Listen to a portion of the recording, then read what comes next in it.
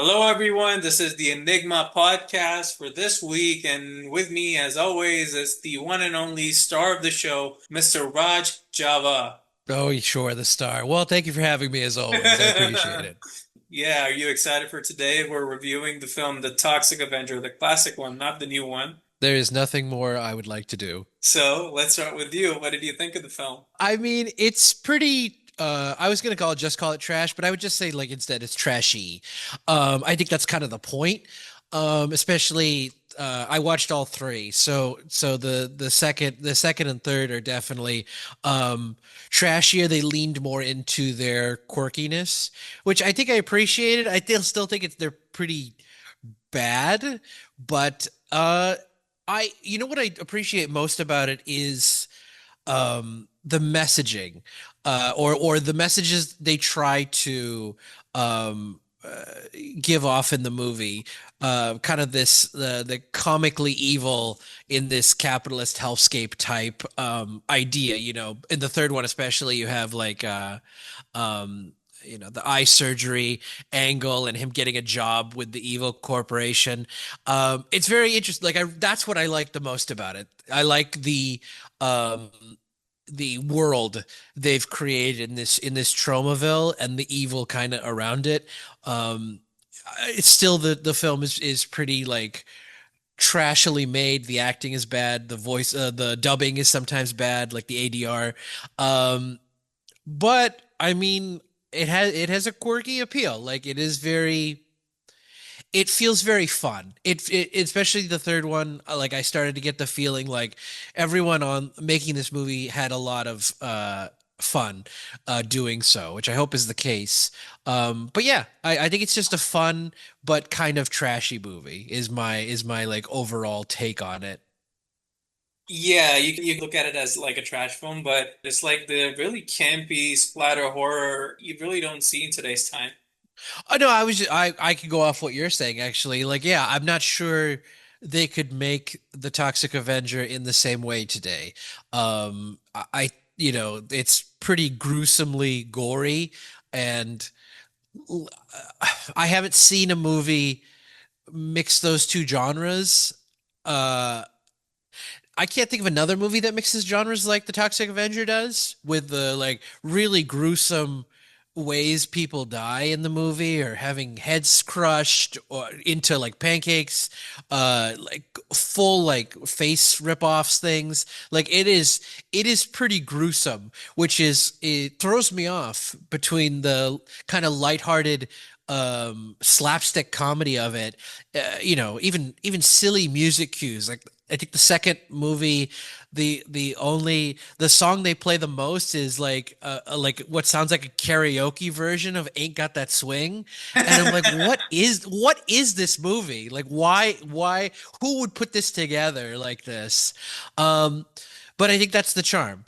I think the charm is it is a very silly movie, and then it has these very gory um effects without ever taking itself too seriously. I mean, one of the characters across all movies is named Cigar Face.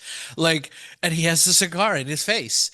But yeah, it's just very very silly. And yeah, I mean, I get what you're saying about the yeah, I don't know if what the one with Peter Dinklage could possibly do that. I mean, I think part of what makes that film work is the 80s itself. If you put the Toxic Avenger in 2025, like I don't know what your I mean, he could tackle corporations still. I mean, the corporate evil is still there very much, but are they going to do that? Like I don't know who's even making the Toxic Avenger. Is it a big company? Is it an indie film? Yeah, these are all questions that I think Toxic Avenger works, the old one, because it is so far outside of the corporate everything, at least in my interpretation of it. This is like true Americana. Yeah, It's it's like not David Lynch's what's that? The Blue Velvet. It's like okay. I think I'm one of the few lucky who actually got a chance to watch this movie and witness this epicness in their childhood. But trust me, this is what made me love American culture. It represents like the classic American culture of the 80s and really just the simpler times that we used to live in before, everything just got kind of political. And I know, as you mentioned, that the film does have political undertones, but Yeah. when you compare it with the kind of films that they make today, where they are implementing all these different kind of like ideologies of like no matter what, like whatever, there's a subtle way to implement politics or like political messages in movies. And in your own words, I think this was like your first observation, your first critical observation of the film is like, oh, I noticed that there is a political message, but it was so subtle and it was implemented in such a beautiful way that it did not offend anybody. Do you know what I mean? Yes. I mean, beautiful is a bit of an exaggeration, but yes. But yeah, it didn't offend anybody. It did not offend. I don't think it's even gonna offend any. I mean, what are your two bits on it? I mean, it depends on what you consider offensive. Like I could see the Christian right, the people who always complain about video games causing violence having a problem with it because of the sex and the gore aspects. Probably mostly the sex. That seems to be the problem with America, the puritanical values. They'll they'll take gore any day of the week, but you start pulling people's panties down or whatever, and then it becomes too much.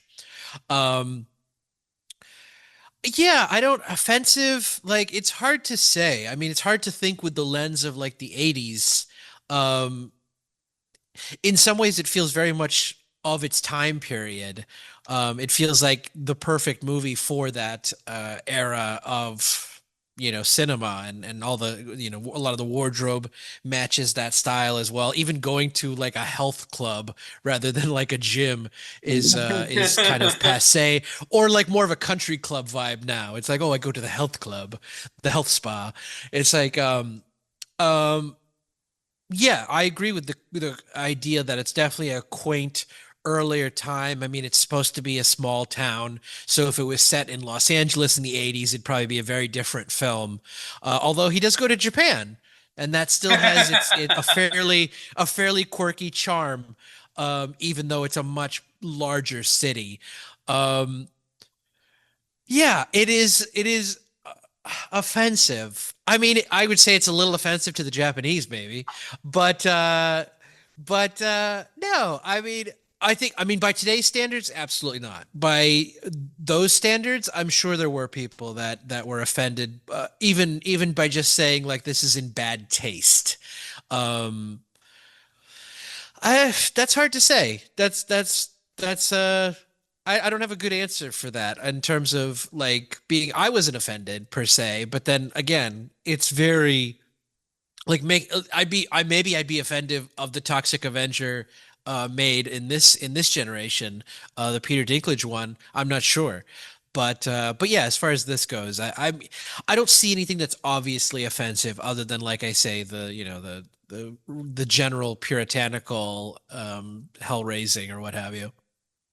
Oh yeah, 100%. It's just a charming film. Otherwise, I would say. It is very charming. That I can't question. It is. Yeah, and just major shout out to Mr. Lloyd Kaufman. I don't know if he's watching. He's probably not gonna watch our little podcast, but I would like to say that this cinema and like a lot of the films that he made back in the day, this cinema was like escape for me. Just used to watch this stuff like on repeat all day. All the Toxic Avenger movies and the Mother's Day movies and everything, they hold a really important place in my heart. I'm getting so emotional right now, but but uh, Well, and I was gonna say it is nice because it is even if it an extension of the simpler time or what have you. It's like movies where um like I enjoy nuance, obviously, but movies where there is no nuance, where good is good and evil is evil, and you just take out and good takes out evil, without question, without being like, well, he came from a damaged background and his dad abused him, and that's why he's a criminal now. And it's like there's nothing wrong with that. I enjoy having characters that are whole people. It's much more believable than I'm Mayor Cigar Face. But at the same time, it I get what you're saying, and why you would get emotional toward the idea of this escapist fantasy of good conquers evil in a very uh neutral's not the right word, but like in a very buttoned up way, in a very like we're gonna tie this ribbon. Yeah, but I think the film, what really appealed to me is like it's about a guy called Melvin. He's socially awkward, janitor, and at the health club that you just mentioned, and he gets harassed and bullied, which eventually, like, he's like he ends up in like toxic waste, which is pretty reflective of, the Joker situation from Batman. But Hmm. in this case, he becomes like a superhero. So From New Jersey. from New Jersey, yeah. The first one.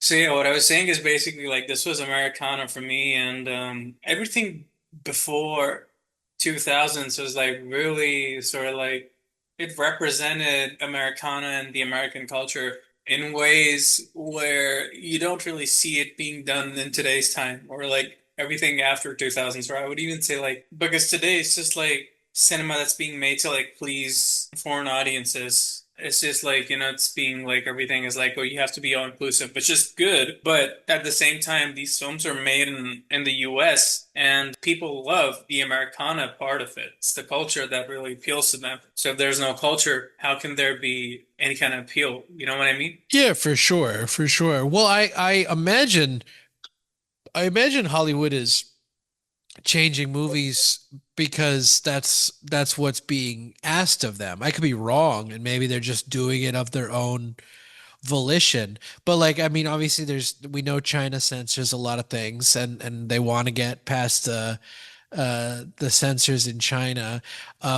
So I mean, I don't know if it's like by choice that they've gotten rid of Americana. Um, per se, I could be wrong about that, but yeah, I mean, for me too, I also don't know if how much Americana still exists. I mean, Americana almost feels like a time before cell phones and internet, and like Americana can't really exist in the modern day, at least in my thinking. I was gonna say you make a good point. I guess what I'm trying to get at is like living in Boston, there's certain parts outside of the city of Boston that certainly feels more small town and like that Americana feeling. But I guess it's hard to feel like Americana when you drive down the street and instead of Joe's coffee shop, it's a Starbucks. It's like I think the kind of corporate overlording of all parts of the country and now also the world. You go to India, you can get Domino's pizza and McDonald's and whatever. Yeah. Yeah. It's like some people might be like, "Oh yeah, America is here." They might be happy about that. But when you really think about it, it's kind of the death keel of individualism and like things being unique and of themselves. I mean, why couldn't Sanjay have a burger shack or veggie burger shack or whatever? Why does it have to be McDonald's? That's my point. I think that's kind of the thing. It's like Americana for me doesn't necessarily coexist with the kind of corporate world we have today. Like everything in Tromaville, there almost are no corporations. The only corporation is Apocalypse Inc. At least as far as the movie's concerned. Everything else is like Dan's hardware store and Tromaville Health Club. It's like it feels like a very small business owner town, but that is becoming less and less possible even these days. It's impossible to afford or impossible to whatever. And I think my view, I guess, is Americana kind of died with that, with this kind of homogenized image that we've kind of sent over the world. That's a really brown perspective, and somebody who's there all the time, was born and raised over there, and so you probably know, um, you know, um, this whole situation better than most of us. But yeah, I mean, coming back to Toxic Avenger, Back to Tromaville. I liked the fact that this film, parts of it were just like out there, and they really didn't have the logic, and it was like. Oh, so there's a blind lady, and then he gets a blind girlfriend who cannot actually see the ugliness of him, and then they both have sex and everything like that, which is like so got like an old world kind of a charm, which I don't think even the movies of that time had. I will say I found I think of another group that may be offended is blind people. Blind people and Japanese people may be offended by this series of movies. Why so? But the blind people, I mean, her portrayal's really, really not great. It's very Naked Gun is the only word I could put it. And I mean the old Naked Gun, not the Liam Neeson one, which I'm gonna assume is gonna be a disaster, to be honest with you. But anyways, yeah, I think her portrayal's a little off. But I didn't want to get us off on the tangent. I wanted to say that because it is very let's just go with quirky. Yeah, I mean, I totally agree. Totally agree with you on that. Um, but then you have like for the first time you have somebody like a monster hero, which is like I mean, you do know like anti-hero kind of people where you've got Deadpool and this and that, and like you've got I don't know Gambit in like the Marvel movies and stuff. And I don't know, I can't think of an anti-hero for DC, but maybe Doctor Manhattan from like the Watchmen movies and everything. But here Hmm. it's like, oh, the dude's a literal monster, and then he's all deformed and everything. But then there can also be, I think, what this movie really shows, like there can also be good and evil. Oh, I mean, for sure. Like I think this movie's the clearest of like good people are good and evil people are evil. Like everyone in Tromaville is good. Everyone at Apocalypse Inc. is evil. Like there's not even any ambiguity. Everyone in that boardroom, it's not like, oh, he's a sympathetic character. It's like everyone is just evil and irredeemable, because that's the way the movie has done it. They've really like they've drawn the lines hard. Toxic Avenger, everyone in Tromaville, good. And whoever they, rotating villains. Like the first movie mostly was the mayor and the corrupt police. That was the villain, and then the subsequent two, it's Apocalypse Inc. more or less, and they are delineated as clearly evil, nothing redeemable, nothing good about them. Um, so yeah, I agree with that completely. In fact, I wanted to say because I wanted to mention this in general, but I like the way the creative. I don't know if it's problem solving or just creative choices the movie made, such as in the third movie. You know how when you have the good character coming to the evil character's office, and it's always often a massive table, and they're standing on either ends of the table. This movie kind of did that with the staircase, and I thought that was kind of funny. It's like Melvin goes to get this job offer from the head of Apocalypse Inc. and he's at the top of the stairs and Melvin's at the bottom of the stairs until he accepts the job offer, and then he's like uplifted up to the top floor. So the creative choices in this film and really illustrating the kind of evil and good paradigms, the divide between them, and when characters like betray their morals and become evil. I loved that visual imagery. That's why it was wrong of me to say this movie's trash, because if you really start pulling it apart and analyzing it, there's a lot of quirkiness and artistic choices to appreciate and love. It's like you threw a very ugly paint job on a beautiful house. But I would say that yeah, this was like intentionally trash cinema. Even if you say it's trash, it might as well be trash. But No, then I get that. I get that it was intentional for sure. It's a bit but like Ebola syndrome compared to Taxi Hunter. Same director, completely different movies in terms of what the quality looks like in my mind. yeah, 100%. But I think even if you compare this with Ebola syndrome or Taxi Hunter or whatnot, like this kind of extremism or like I mean, what is cinema? I mean, this brings us back to like the fundamental Mm. topic. What is cinema? Make something that engages people, that leaves an impression on them, positive or negative. Uh, I would say this is cinema. Even if it's Yeah, bad, if it's low budget or whatnot, this was still something that had a heart. And it didn't even have like 5% of the budget these movies have. I mean, 5% is still the big figure. You watch a yeah, movie like Toxic Avenger, right? And then you watch a movie like The Eternals. What movie would create sure. a better impression on you? Would it be the Toxic Avenger or would it be The Eternals? I mean, yeah, given today's climate, I didn't see the Eternals, but yes, I would probably say the Toxic Avenger certainly qualifies in all the aspects you said. It would certainly have more heart, probably even more messaging, more bold um choices made. And like the Eternals is part of the kind of sanitized cinema we get today that Hollywood is kind of churning out. Um I look at for instance, the Twisted Metal, I don't know if it's a TV show or something, but there's billboards in LA for that. And I look at, it's trying to be edgy and whatever, but I'm looking at it, I'm like, are you really going to be edgy though?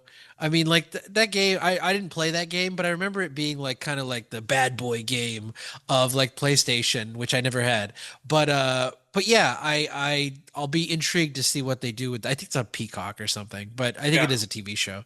But I'm interested in what that might be. But yes, I do feel like it's a very part of the the Eternals, that is very sanitized version of the world we get, and I think they illustrate kind of the bold, maybe bold messaging is not the right word, but like their opinion in the third movie with where they're at the video store and the goons come in and they're like, you're only gonna watch movies from approved companies or whatever.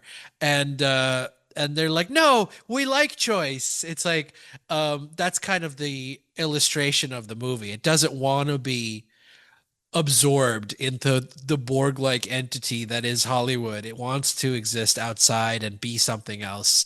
And I think it succeeds at that for sure. Oh, this is not a Hollywood movie by any chance. I think Oh yeah, absolutely.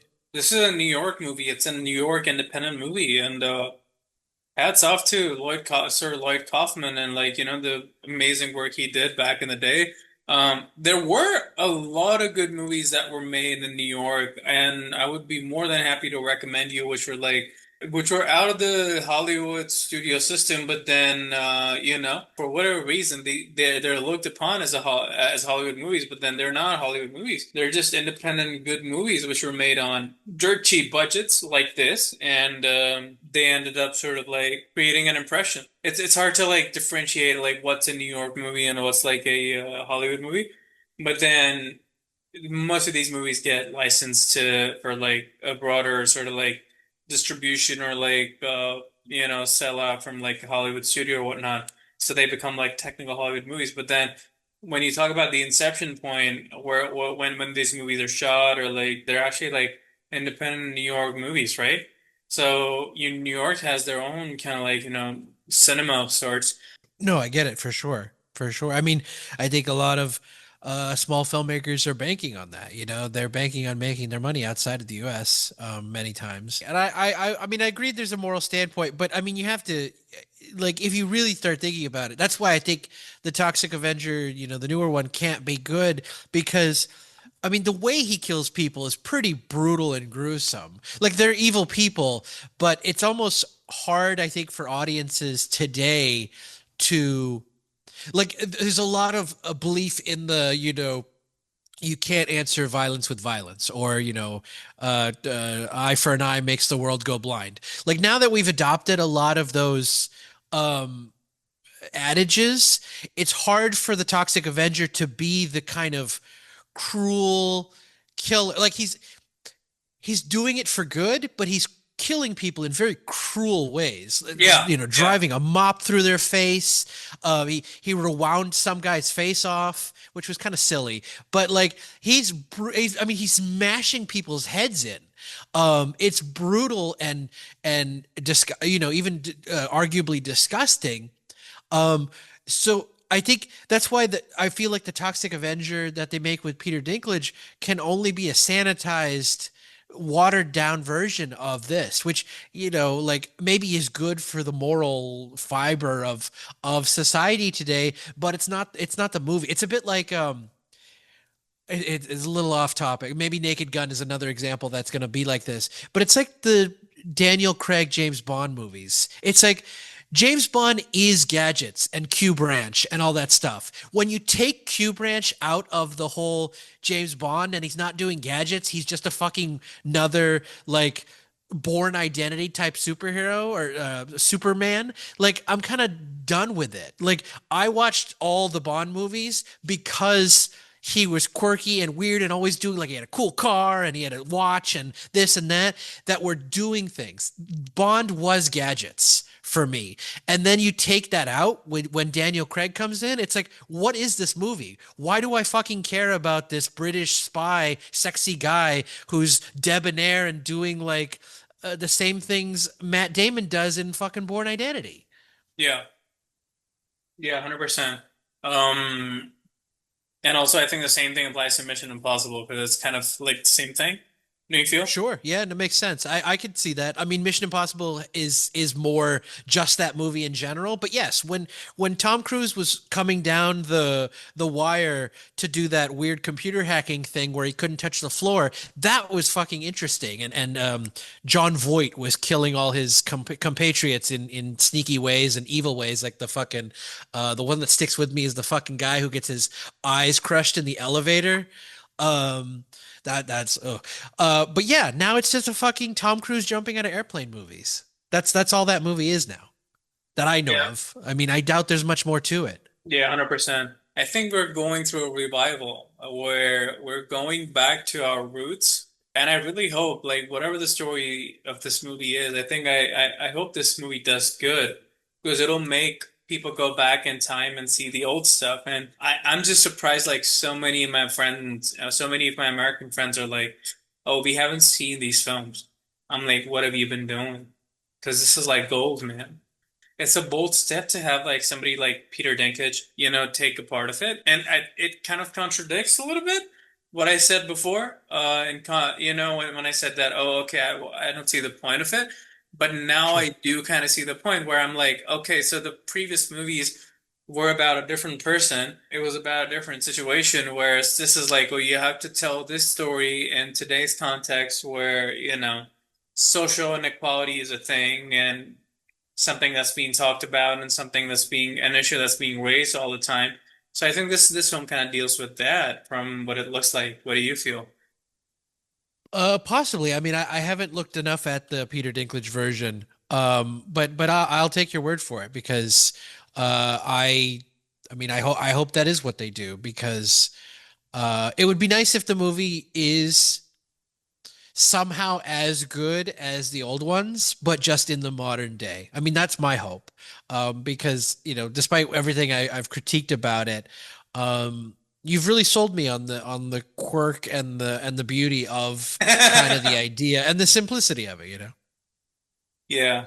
Um, yeah, and what can I say? I think Elijah this is Wood's in it. like That's a good sign. this is this is like America's answer to Ebola syndrome and Hong Kong Category 3 films.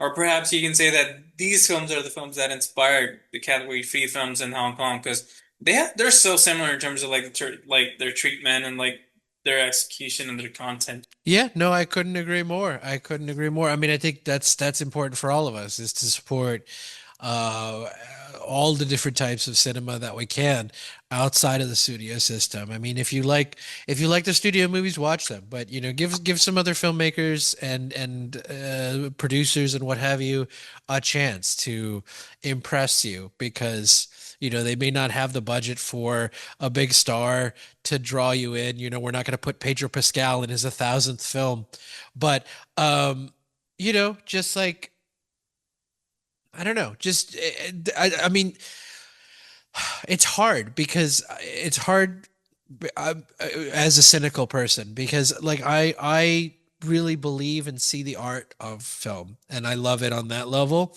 that I know most audiences just will never understand that. They can't understand it. They're watching it for what you talked about when you talked about Toxic Avenger when you were younger. It's an escapism, and they're not thinking about production value or this and that. Like, maybe they are on a general level, but not to the degree filmmakers have to think about it and analyze it and try to get the audience on their side.